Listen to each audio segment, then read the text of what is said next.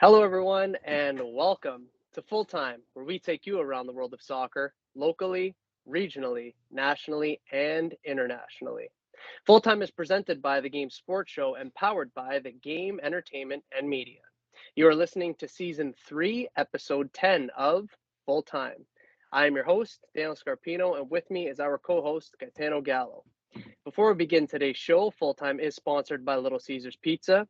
With their two locations in Sault Ste. Marie, Ontario, you can download and access the Pizza Portal app so you can enjoy a delicious hot and ready pizza from Little Caesars today. We remind our listeners that recordings of Full Time occur weekly or bi-weekly, and uploads to all of our platforms for public viewing and listening will occur weekly or bi-weekly as well. Folks, we are beyond excited to bring you today's episode of Full Time. Talking footy with each of you is something that we are always buzzing for. G, a very happy Monday to you, my friend. How are you?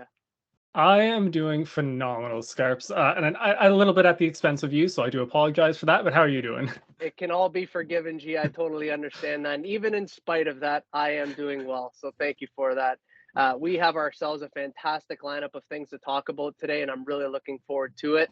In today's show, we will be discussing the outcome of Juventus's point deduction in Serie A, the Champions League and Europa League Semi Final outcomes. We will be previewing the Europa League final.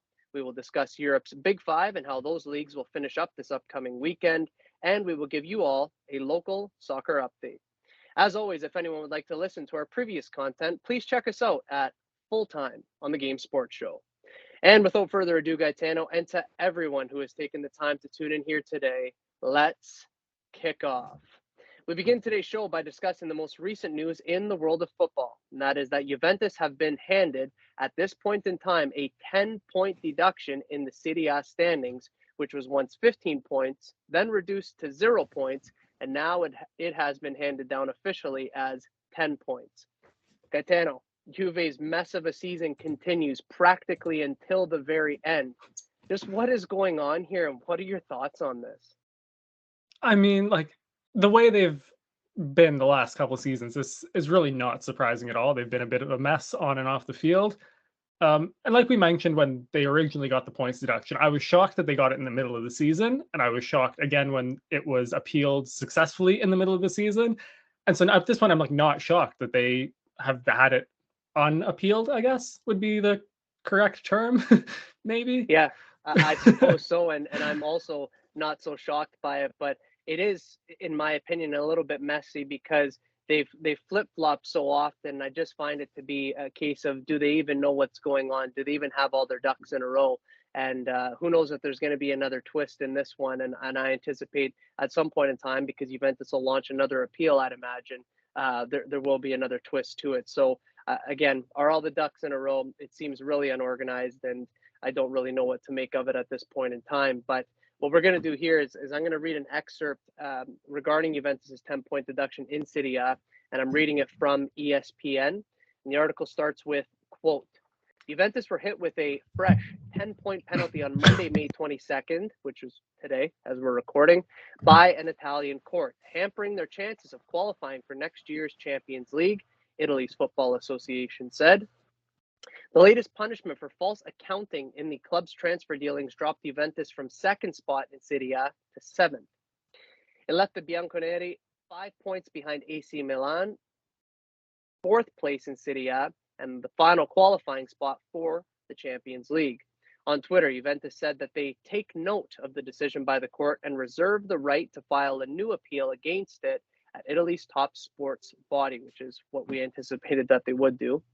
Max Allegri's side was handed a 15-point penalty in January, while several members of Juventus's former board were also given bans from soccer activities, including former president Andrea Agnelli. The points deduction was suspended last month on an appeal to the country's highest sports court within the Italian Olympic Committee and referred back to the Soccer Federation's appeal court for a new trial. That took place again today on Monday, May 22nd. During a 3-hour hearing, Federation prosecutor Giuseppe Sheen requested an 11-point penalty for Juventus. He had asked for 9 back in January. Sheen also requested 8-month bans for 7 former Juventus directors, including Pavel Nedved, but they were cleared of that request in court. Agnelli and 3 others had their appeals rejected last month. The Juventus board resigned en masse in November following an investigation by Turin public prosecutors in alleged false bookkeeping. A sports trial in the case was then reopened based on information from the Turin prosecutors, leading to the points deduction. Juventus had initially been cleared of the sports court the previous April. The prosecutors in Turin have also charged Juventus, Agnelli, and 11 others with false communications by a company listed publicly on the Milan Stock Exchange, obstructing watchdog agencies, false billing, and market manipulation. Juventus's legal troubles deepened still further last week after the Italian Soccer Federation also charged the club and 7 former team directors with alleged fraud for the way they handled player salary cuts during the coronavirus pandemic, end quote. Gitano, I don't even know where to start all this. We've been talking about Juventus practically every other show, it seems, basically since November. And now the latest is that it's a 10-point deduction from their season in Serie A, and pretty much that terminates their hopes and diminishes their hopes of European football for next season. What can be said about all of this? I think so. I'm still really confused as to why this has happened all like during the season. Typically, these type of points deductions are tacked on to the following season. It's kind of weird to like take away 15 points, give them back 15 points, take away 10 points, like in the middle of a season, and like now with 2 games left of the season, it's just wild to me. But if all of this is true and kind of right, then I'm very glad that Juventus is getting punished properly. I think you don't see it very often in sports where teams face like real consequences for what they do. So I think if that's the case and the appeal is unsuccessful, then I think it's very good for the game. Yeah, I think you want to protect the integrity and the moral aspect and the ethos of the sport, regardless of whatever sport it is. I think you want to do that for sure. But I agree with you. The timing on it doesn't make much sense to me, and I almost wonder if that had any sort of bearing today on Juventus's performance against Empoli, because they got thrashed 4-1. It was really embarrassing. So I think there's a lot going on at that club. I know that there's a lot going on at that club. We've been talking about it for months, and we'll see what happens next, because we have been consistent with this story here on Full Time, and we will continue moving forward to keep all of you, our listeners, informed on this one. And it goes without saying that there definitely will be more to come on this matter. Gee, let's now move into the outcomes of the Champions League semifinals on a bit of a lighter note. Gitano, the smile on your face says it all, but I will ask anyhow, how happy were you with the outcomes of these ties? Thrilled. So we'll start with the Milan derby. It was exactly what you wanted from it. It was like hard, passionate, aggressive, like actually beautiful football. And I think at the end, Inter definitely deserved to win and got through. And then on the City aspect, anytime you beat Real Madrid and go to a Champions League final, it feels great. Of course it does. I can only imagine the feeling. So I'm hopeful in the future that I could experience that. But well done to City for reaching the final. They totally deserve it. And as for the Milan clash, I was actually on a bus ride down to North Bay. I was going to coach, and one of my fellow coach colleagues, we literally looked at each other at the same time, and we were like, oh my God, it's 1-0. And then we did it again. Oh, it's 2-0, because it all happened within the first 11 minutes. But like you said, everything from that Milan derby was what we wanted it to be. And as for City, as we're going to talk about here shortly, that second leg was, I don't want to say it's unlike anything I've ever seen, because obviously we have seen it, but it was, in short, amazing. Let's get it going, G, by looking at the Milan clash between Inter Milan and AC Milan. The double Milan derby was set to excite all of us, as these two historic rival clubs would face off not just once, but twice. The first leg saw Inter come out on the front foot, as 2 early first half goals would give them a 2-0 advantage going into the second leg. In the second leg, Inter were hardly tested and were even able to get a third crucial goal late on in the second half to put themselves up 3-0 on aggregate. It would stay that way, as Inter would win 3-0 and book their place in the Champions League final. Gee, my first one here, and I don't know that it's much of a question, because AC Milan, they had their moments in this tie, but I will ask this question anyways. For you, did the best team clearly go through? I think so, yeah. I think over the course of the 2 legs, Inter was definitely better than AC and definitely deserved to go through. Yeah, I agree with you on that for sure. And I always kind of figured, especially the way that things started in the first leg, I said they're destined for this. They're destined to get to the final. And that turned out to be the case for sure. And second, Gaetano, just your overall thoughts on what Inter has brought to the Champions League, not just in these semifinals, but throughout the entirety of the competition, as they now have a chance to win it all. I've been super impressed by their defense. Tons of clean sheets, which is like one of the most rare things in the Champions League. Like that's how you win this tournament is you keep clean sheets, Right. and they've kept a bunch, including both legs of the semifinal, both legs of the round of 16. Like that's huge for them. And yeah, they have a genuine chance to win this. And I'm not gonna lie, they scare me a little bit. They're so solid in the back. We know they have the firepower up front. Their midfield is very good. Yeah, they are a phenomenal team and rightfully are in the Champions League final. Yeah, and I think it's even a case, and I'm not showing any disrespect to Manchester City by any stretch of the imagination, but I don't even think it's the case of, oh, Inter Milan need a perfect storm to beat City, as brilliant as City are. Inter Milan's a very good team, so I think if they can get things right, they definitely have a chance. They're in with the show, so they certainly deserve to be in this final, and they've booked their place, and now they have a chance to win it. Next, it was the star-studded affair that everyone looked forward to. It was your Manchester City, Gaetano, who went up against defending champions in this competition, Real Madrid. After an entertaining clash in the first leg ended 1-1, it was all Manchester City in the second leg as they absolutely dominate at home, winning by a score of 4-0 and 5-1 on aggregate. Gaetano, that second leg for me, as I mentioned earlier, was just absolutely sensational in just about every way that you can imagine for Manchester City. I know as a fan, you are delighted, but I, along with our listeners, want to know your thoughts on what the difference was between the first leg in and the second leg, begging my pardon, in this tie. Because not to say that it was night and day, but it was vastly different. So it's interesting because Pep's had this control philosophy for all of the away legs so far in the knockout stages. We drew 1-1 at Leipzig. We drew 1-1 at the Allianz. We drew 1-1 at the Bernabeu. But in all three cases, you get to the Etihad, and that's when we turn it up. And it's just been domination. I think 7-0 against Leipzig, 3-0 against Bayern Munich, 4-0 against Real Madrid. Like that. I don't know how he says it, like phrases things to his team to get them to do that. Because obviously, like the tactical setups are like slightly different. But when the Champions League anthem plays at the Etihad, they find a way to take it to the next level and like another level beyond that. Like nobody should be beating Real Madrid 4-0 in a Champions League semifinal. Like that should not happen. That does not happen. And this to me is what separates Pep from every other manager in the world. Obviously, the team is like fantastic, but I don't think any other manager in that dugout gets that type of result. And it's just phenomenal. Yeah, and I'd also like to know what he says to his teams before those games, because it's not that they come out and they're completely different, but like you said, the tactical setup is obviously different, but how you can go and just dominate the likes of RB Leipzig, who by the way, I don't care what anybody says, it's a very good team. Bayern Munich is reputable in all facets of football, and Real Madrid are the best team ever in this competition. And they just go out and it was complete domination against Real. It was complete domination against Bayern. It was complete domination against RB Leipzig. And it's just remarkable to see, and it almost makes it feel like City are destined for it, at least in my opinion.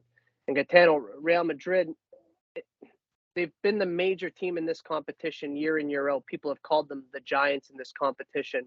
How important mentally and psychologically was this victory over the two legs for Manchester City to get over that proverbial hump before reaching the final against the side like Real Madrid? So I think because we've beaten Real Madrid before in the Champions League, but I think the biggest hump was after last year's semifinal being up, with basically stoppage time left and going on to Right. concede 2 goals in stoppage time, the penalty and extra time and lose. Like that, I think hurt more than just losing to Real Madrid. I think if we had lost to Real Madrid in kind of like more normal circumstances last season, it wouldn't be as bad. But this was a massive hump. This was revenge. Mm-hmm. The biggest and best way possible. And yeah, I think I'm trying not to jinx it. I really don't want to jinx it, but I feel like this has set City up, for taking that final step in the Champions League. Yeah, and it's we talk about it all the time, not just in football, but in sport. Everyone talks about the process, and maybe that crushing defeat last year, and then the year before losing in the Champions League final. Maybe this is all being a part of the process, right? And maybe now it's time. But yeah, I'm looking forward to that final very much. And I think, like I said, City are destined for something special.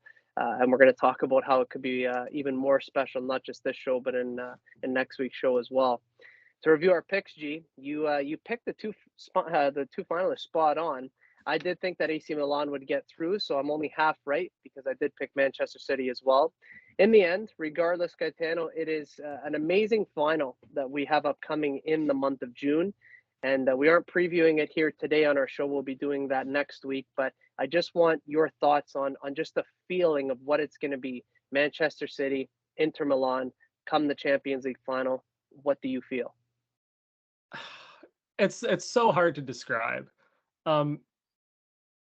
So actually, I'm gonna have to tell a little bit of a story here to kind of make this make sense. You remember in 2016, Toronto FC went to MLS Cup final for the first time. I do. Right? So I bought tickets, flew down to Toronto for the weekend. I was like, we're gonna go win MLS Cup, and then they lost in a shootout. Right. And like I sat in BMO Field and cried my eyes out. It was awful.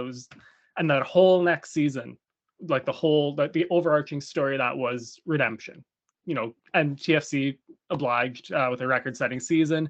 Yep. And when it got to MLS Cup final in 2017, the feel was different. It was like it almost felt in 2016 that it was like we won the Eastern Conference final. We were in MLS Cup, like that was the party. We're going to win. 2017 was different. It was like the job is not done. Even winning the Eastern Conference final, the job was not done. Up late in the final in 2017, the job was not done until the ref blew the whistle for full time. That's kind of where I'm at with City now.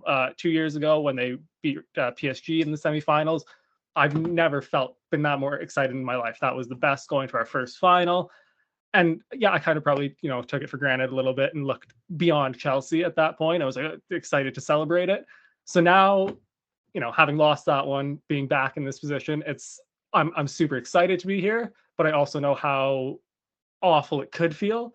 And also, if they do win it, how phenomenal it will feel. If it's going to be better than, winning these semifinals. So I'm trying not to think about it until June 10th. That's probably when I'll start to think about it more. Just trying to put it off and just not stress about it. I can't control it. I can't do anything about it. Just trying to, not lose my mind about it, because I will. Fair enough. And I think that you just explained that beautifully. And it actually gave me goosebumps when you drew the comparison to Toronto FC, because actually at that time I was away in North Bay and I was watching that final with some of my friends. And the feeling was, from 2016 to 2017, it was definitely different. 2017, you felt like, okay, this is where we really go out and we get this thing done now, knowing the mistakes that we made the season prior. So maybe now this time around, like you said, maybe it's going to be a little bit more of a redemption story for City. And for your sake personally, Gaetano, I certainly hope that it is. A reminder to our listeners that the Champions League final will take place on Saturday, June 10th. In a future show on Full Time, which is going to be next week for us here, we are going to preview that final for everyone. Gee, let's move on over to the Europa League, where those semifinals have wrapped up as well. As a result, the finalists are now confirmed. First, it was Sevilla and Juventus who kicked us off in the semifinals of this competition. After the first leg ended 1-1, the second leg would require extra time after things ended 1-1 once again. In the end, it was Sevilla who got over the line by finding a winning goal in the 115th minute. Sevilla win this tie 3-2 on aggregate. Gee, this pretty much went right down to the wire, but Sevilla, who are such a prolific side in this competition, see themselves into the cup final. Your thoughts here? Yeah, it was amazing from Sevilla. They're just, I don't know what it is. They're just so good in the Europa League. They've killed now two giants in Manchester United and Juventus in this run, and just like so impressive while doing it. Just really, really phenomenal stuff for them. So excited for them to be back in the final. Yeah, and I'm excited too. And some teams are just built for certain competitions, aren't they? I think, and I'll humbly brag about Arsenal. They typically are built for the FA Cup. Yep. And Sevilla are typically built for the Europa League. So now the question becomes, can they do it one more time? Next, we saw Leverkusen and Roma, who engaged in an entertaining tactical battle. Roma did win the first leg by a score of 1-0. In the second leg, it was goalless, which means that Roma go through by a score of 1-0 on aggregate. Gaetano, it's exactly what we talked about. It's a Mourinho masterclass yet again. Roma punches their ticket to the Europa League final as a result. What can you say about this one? Yeah, I mean, like, it's not surprising at all. This is what Mourinho does. He gets that one goal, sets up shop in defense, and that's it. And Leverkusen tried. They had, I think Yes. it was like 26 shots, I think, over 2 legs. So they really tried, but Roma's defense held solid, and Mourinho's got a chance to win another European Cup. Yep, and I want to be forgiven if I get the pronunciation incorrect. Rui Patricio, Yeah. the goalkeeper for Roma, he was unbelievable. Oh, Some of what the is saves he Roma came up and with. producing their goal and their keepers? They had Yeah, Allison a few years ago. Now him, like some top class keepers there. yeah, unbelievable in terms of some of the saves he pulled off because Leverkusen, it wasn't for lack of trying, that's for sure. They played really well, in my opinion. And it was just a case of we knew exactly what we were going to get if Roma were going to get up a goal or two in the first leg. And we knew exactly how the second leg would go. It's exactly what happened. And yeah, Roma get through. So now that we know our two finalists, Gaetano, we can officially look ahead to the final for next week. It will be Sevilla and Roma. Two sides who have shown resilience, quality, and passion throughout this competition. I think that that's not something that can be argued. A fun fact here, Jose Mourinho's teams have never lost a European final in which they played in. Sevilla have never lost a Europa League final in which they played in. So this suggests that something is going to have to give. History in one way or another will be made. Dano, who's going to win this final and why? I'm gonna take Sevilla. As much as I love Mourinho's Roma, they're a phenomenal little team, great outfit, great tactics. There's something about Sevilla in the Europa League that I can't look past them. Can't say I blame you for picking Sevilla because you don't go against the grain of history, but because I believe that Jose Mourinho's Roma is going to win it. They won the Conference League last year. I believe that they will win the Europa League this year. I don't think that they'll win the Champions League next year should they get into it. But I think that this is going to be a case of, you know what, this is what Mourinho does. And I know we dig a lot at Tottenham on this show, but how stupid it was for them to sack him just days before the Carabao Cup final. And that was against your Manchester City, by the Yes, way. it was. And I'm not saying that they would have beat City, but man, they would have had a better shot with him than they did without him. So this is what Mourinho does. I'm taking Roma. You're going to take Sevilla. Can't wait for this one. We're looking at it just a little over a week from today. So a reminder to our listeners once more that the final of the Europa League will take place on Wednesday, May 31st. And that game will kick off at 3 p.m. Eastern Time. This is Daniel Scarpino and Gitano Gallo, and you are listening to Full Time on the Game Sports Show. A reminder that Full Time is sponsored by Little Caesars Pizza. You can download and access the Pizza Portal app for any of the 2 locations in Sault Ste. Marie, Ontario. Have a delicious, hot and ready pizza from Little Caesars today. G, it's time that we now move on to Europe's Big Five. Last show, we were able to confirm one champion, that being Napoli in Italy, Serie A. Now, on today's show, we are able to confirm 2 new champions before we even preview the end of the season, which is coming up in just 6 days' time. It's now Barcelona in La Liga, who have been crowned champions of Spain. As well, it's your Manchester City, Gaetano, who have been crowned champions of England. It's all still to play for in France's Ligue 1 and especially in Germany's Bundesliga. G, before we even get into this, I just want your thoughts first and foremost on Barcelona and what they have been able to do this season and what has been, by all accounts, a massive turning point for them. Yeah, this has been huge for them. I think last episode, I referred to it as a statement season, and it really has been.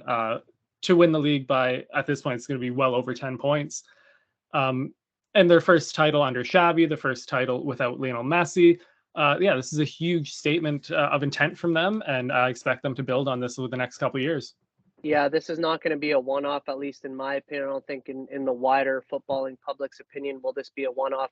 This is going to be a case where they take this thing and they go on with it. And I think that Barcelona, you can't really say they'll be the Barcelona of old because I don't think that'll ever be reached again, but they will be a force to be reckoned with. So they've certainly done well.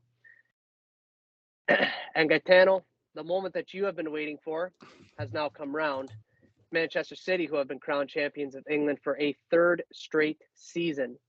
G, how are you feeling about this title? And more than anything, and I'm really interested to hear this one, how does this title compare to the other ones that you guys have won? Because yes, it's 3 straight, but I believe it's 5 and 7 and 7 and 12 or something like that. So how does this one compare to the other ones? So it's five in the last 6. 5 in the last 6, sorry. 7 of the last 12, yeah. Yeah, it's phenomenal. And I don't want to sit here and brag about it because it was your Arsenal that we kind of beat to the finish line. I love you too much to just sit here and roast you. If this was bitter rivals and you were Avery, I'd be giving you hell.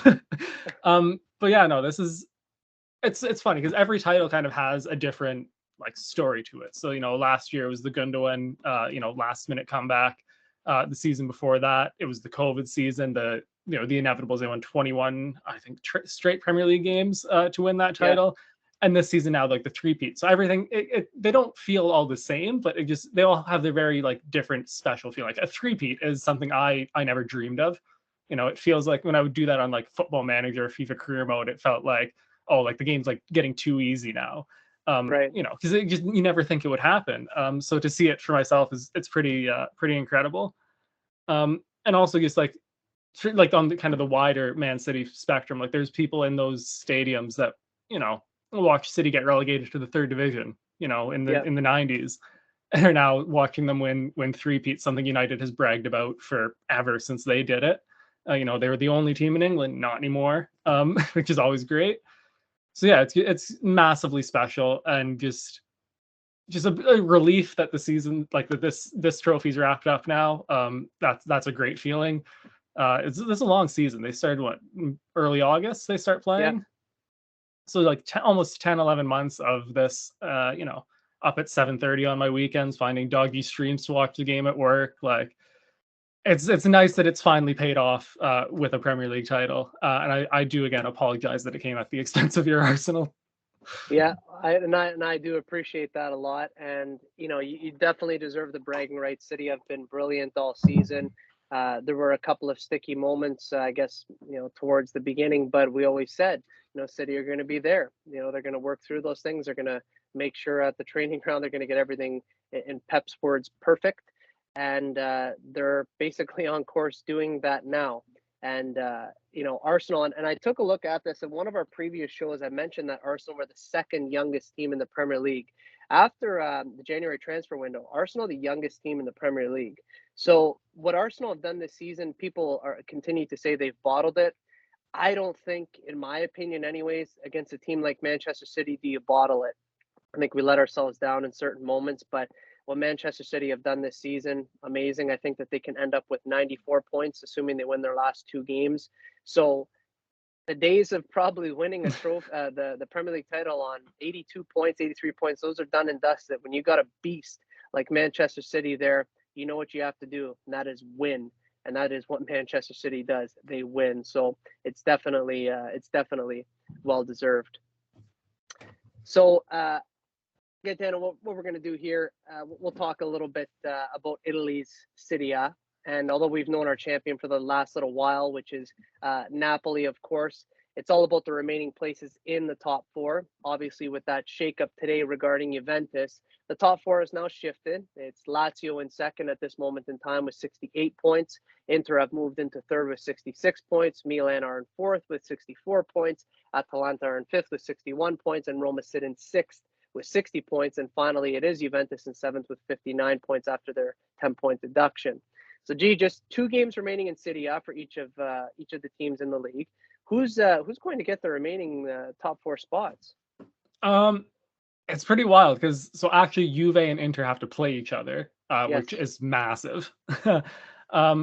And yeah, I think if Inter can get that result, then they'll be mathematically safe. But I think that also just condemns Juve to no European football. And I think Mourinho might just have a little bit more magic in him. I think he might be able to get Roma into a Champions League spot. I think the top 6, the teams will stay the same. The order will change a bit with Roma moving up, but I think those 6 will be playing in Europe next year. Yep, I definitely agree. It's going to be brilliant for Italian football in terms of how many teams they're going to have involved in it and how well I believe they're going to do. So the top four should stay, might get reorganized a little bit, but I do have a funny suspicion that maybe, just maybe, Mourinho is going to sneak something in there. But assuming they win the Europa League, then they won't have to worry about it because they'll be in the Champions League regardless. So this isn't typical for how we do Europe's Big Five, folks, but we're going to be doing a little bit of flip-flopping. So now we're going to go back to La Liga. Now that we've introduced all three champions, we knew about Napoli. We introduced Barcelona as champions of Spain, Manchester City champions of England. We're going to go back to La Liga now and make sure that we cover the rest of what's available.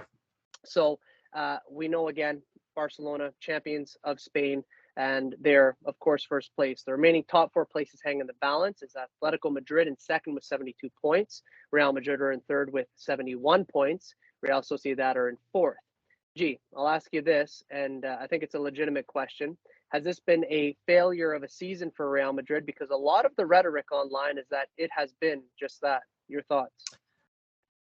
I think for Real Madrid, yes. For any other club in Spain or Europe, no. Winning just your domestic cup, finishing probably second or third in the league, and out in the Champions League semi-finals. I think if you offered that to most clubs in Europe, they would, rip your arm off for it. But it's Real Madrid. Their ambition is always Champions League, Copa del Rey. Like that's the bare minimum, really. We've seen managers in the past get fired for not, completing that. So yeah, I think if you're Real Madrid, it's a failure of a season. But in kind of just like wider footballing terms, no, definitely not. Yeah, I agree because their standards are so different and so high. I agree that by their standards, perhaps it's a failure of a season, but when we talk about it in footballing terms, definitely not a failure of a season. Copa del Rey champions, going to finish second or third in the Liga, difficult league. Maybe not in comparison to the Premier League, but it still is a difficult league. And to reach a Champions League semi-final against a team like Manchester City and go out, not a bad season in my opinion. And what we currently see with the top four in the Liga, folks, it really should stand come the end of the season. You might see Atletico and Real Madrid switch places, but what we see in the top four, that's what should stand, barring a collapse by any of the aforementioned teams in the top four, or a subsequent triumph from somebody else outside the top four. So it will likely be a top four comprised of course, Barcelona, Atletico Madrid, Real Madrid, and Real Sociedad. In the English Premier League, it is Manchester City, as we have discussed, that are now champions of England for a third straight season. Arsenal will finish second by quite some margin. It's Newcastle, who, with their draw today against Leicester City, will officially be playing in the Champions League next year. They currently sit in third and will finish the season either in third or fourth place. This, of course, depends on what fourth place Manchester United do with their two remaining games. United currently have 69 points with 6 points up for grabs. Liverpool will be hopeful that United slip up in both of their remaining games. A victory for Liverpool on the last match day of the season, plus 2 Manchester United losses, will put them into fourth place and the final Champions League spot. Brighton have secured 6th place and will be playing European football next season as well in the Europa League.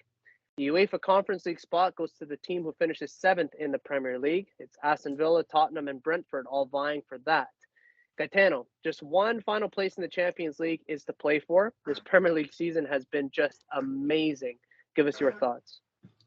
So first of all, I cannot wait to see St. James Park on a Champions League night. That is going to be electric. That's going to be so much fun. I'm super looking forward to that. Fully deserved by Newcastle. They've been, exceeded all expectation this year and have just been phenomenal. And I really don't know which, between United and Liverpool, which one I don't want to see in the Champions League next year. That's kind of where it comes for me. I really would have liked to have seen Brighton push just that little bit more and get there, but I don't think they will.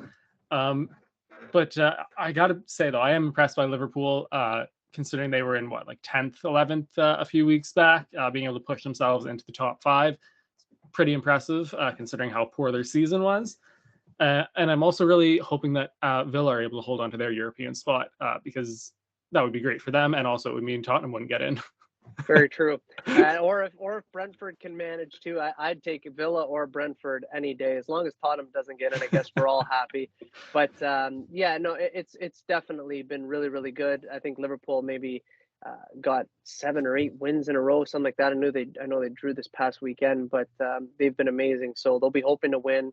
And 2 Manchester United losses, so if they can get into that 4th spot, but regardless, it will be those 3 that we mentioned: City, Arsenal, and Newcastle that will be playing in the Champions League, and just 1 spot remaining. So we're going to talk about that after the season concludes. And the relegation battle in the Premier League is now down to just 3 teams entering the final match day. And before we get into that, Gaetano, it has been confirmed Southampton have been relegated to the Championship and will finish bottom of the Premier League. Where did it go wrong for Southampton this season, G? I don't think it's just a this season issue.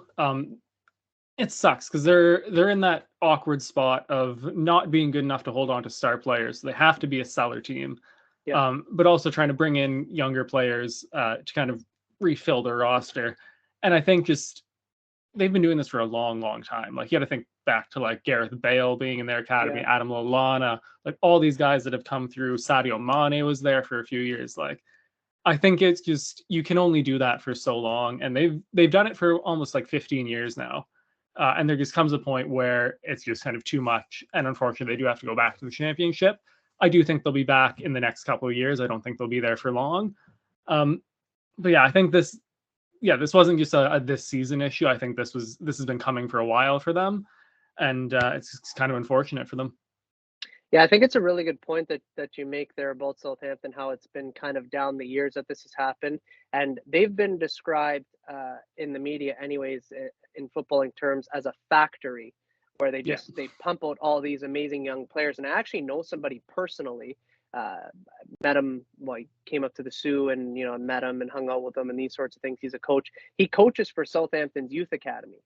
So he said what goes on there is just unbelievable. He said it's insane how they develop these players. But like you said, they're a club that kind of have to sell, and then they have to develop, use them for a couple of years, and they got to sell them again. So it's a case of, will they ever get past that sort of revolving door mentality? Maybe one day, but for the time being, they will go down to the championship. And I'd like to see them back in the Premier League. It's a great atmosphere. It's the Saints are a great team to watch in my opinion, but yeah, they'll have to go do some job down in the championship before they can get back up. There will be 2 other teams relegated along with Southampton as we speak. It's Leeds, who are second from bottom in 19th. They have 31 points. Leicester have moved into 18th and also have 31 points, but a significant better goal difference than Leeds. It's Everton on 33 points, just outside the drop zone. It comes down to the final match day to determine who goes down. We have been changing our minds weekly here on Full Time, and I think it's been legitimate because in football, your opinion can change, of course. But it's time to come out and make a final decision for the both of us. Who are the 2 teams that are going to join Southampton in relegation and go down to the championship? it's a tough one because I do feel bad seeing because I've for basically as long as I've been a football fan, like Everton and Leicester have been Premier League teams.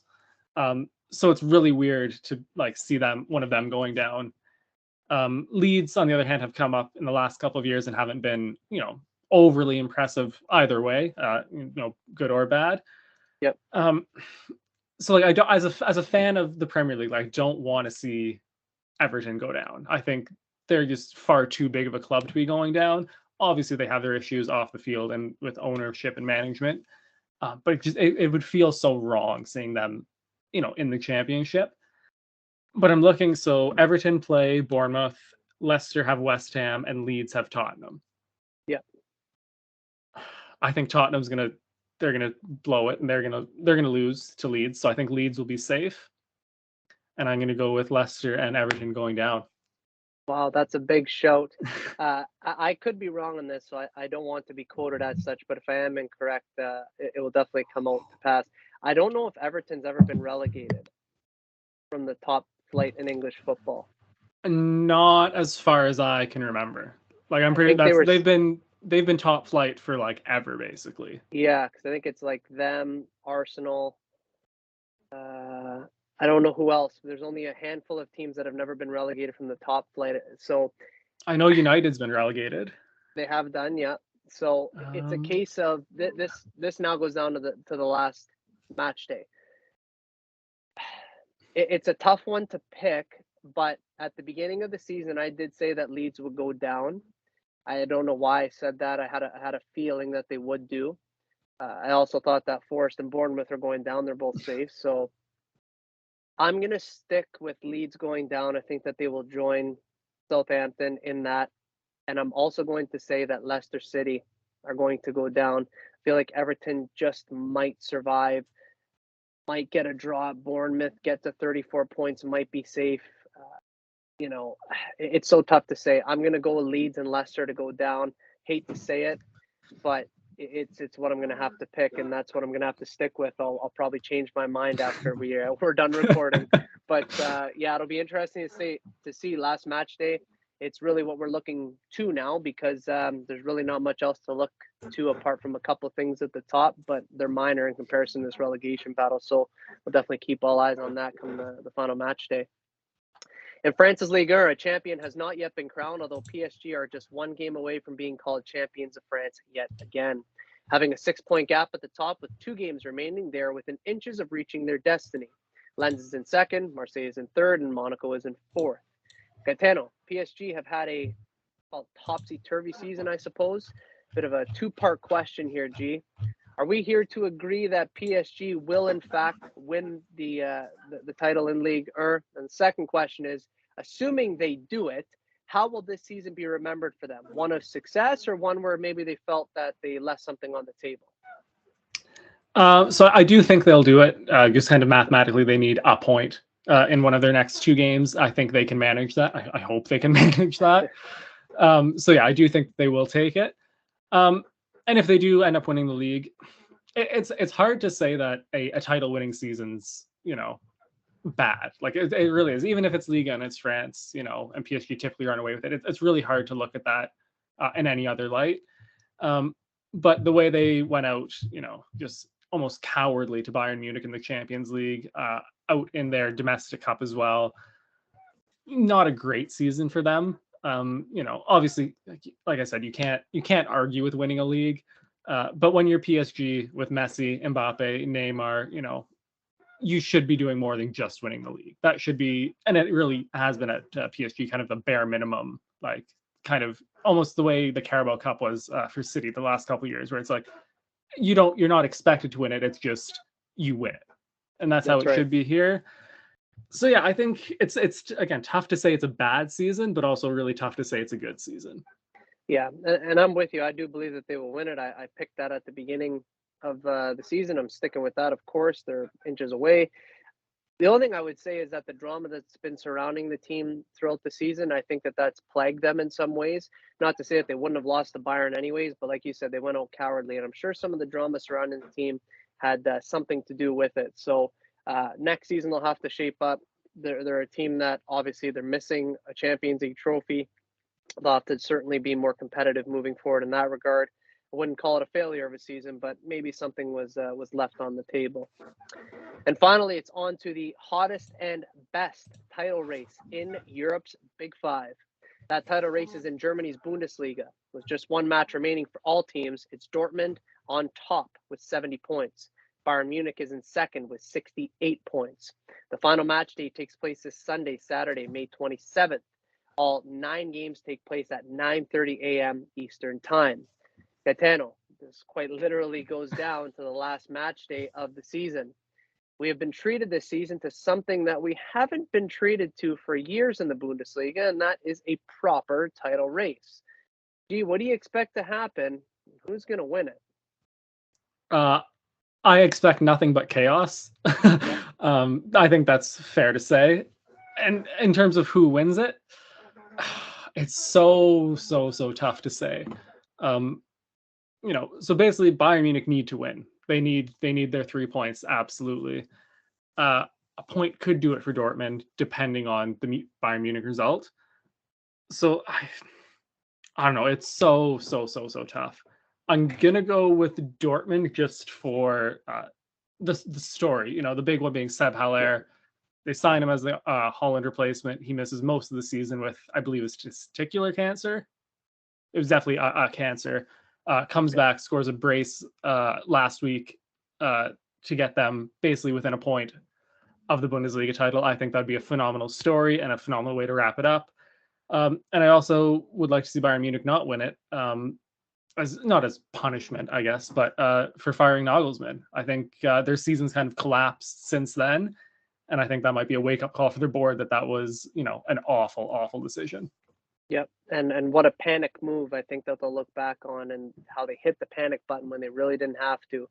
I've never done this on full time, and I'm doing it today. I'm switching my pick for what I picked at the beginning of the season. I've never done it. I typically don't do that in any sport, like even with the NHL playoffs that are on right now, NBA playoffs. Whatever I pick is what I pick here, because I think it's going to be an unbelievable story for Dortmund. And man, oh man, do they deserve it? They absolutely deserve it. I'm thinking that Dortmund's going to win it one way or another. And I think that Bayern Munich's going to have a hard look at themselves. But it's going to be an incredible final match day. I don't think there's any doubt about that. Like you said, chaos would probably be the word to describe it. Can't wait. And now, everyone, it is time for a local soccer update. In Sault Ste. Marie, high school soccer playoffs are well underway, with the junior girls having finished last week. It's all to play for in the junior boys, and senior girls division this week and next.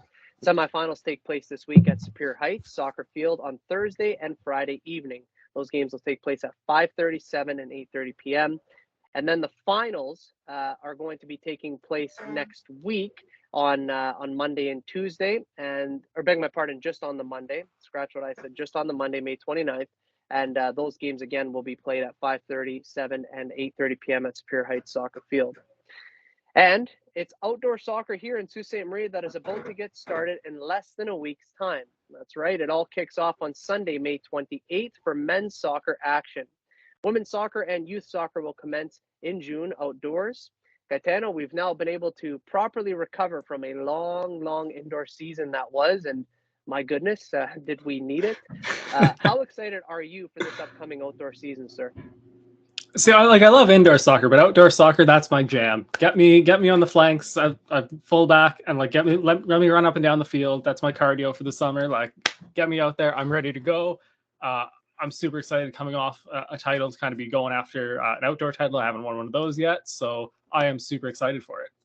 Yep, absolutely. It's going to be hopefully just another great season. We'll have lots of football for sure, and a couple of tournaments that my team's going to as well. So we're definitely looking forward to that. And it's all going to come thick and fast. So it starts Sunday, and it's pretty much week in, week out, you're playing at least 2 games. So a lot to look forward to, and definitely excited. And as we always do here on Full Time, we'll keep everyone up to speed for how those games can be seen, where they can be seen, and when they can be seen.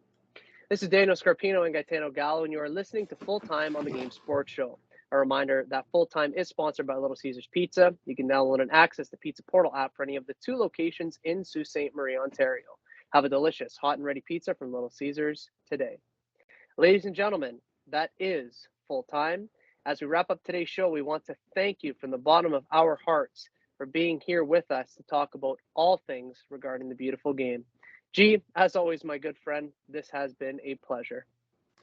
Yeah, again, I appreciate you, sitting through me talking about City winning the title. I know it's not a great spot for you to be sitting in right now, so I do appreciate it, and it was a pleasure talking with you today. Yeah, as my dad always told me from when I was a young guy, be humble in defeat. So, we were defeated, but as we always say too, there's always next year. So definitely looking forward to it. A reminder to our listeners that the next episode of Full Time will be recorded the week of May 29th, 2023. So that'll be next week. In that show, we will wrap up all of Europe's Big Five. We will review the Europa League final. We will get you set and ready for the FA Cup final between Manchester City and Manchester United. As well, we will get you ready for the Champions League final. We will give everyone a local soccer update, and as always, we will provide our listeners with all the latest in the world of football. Probably something to do with Juventus again, I'd imagine.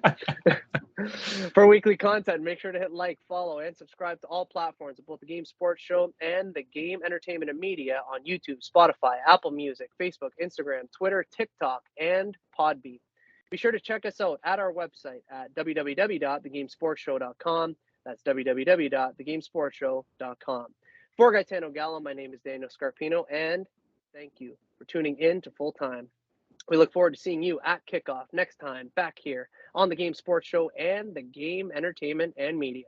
Best always.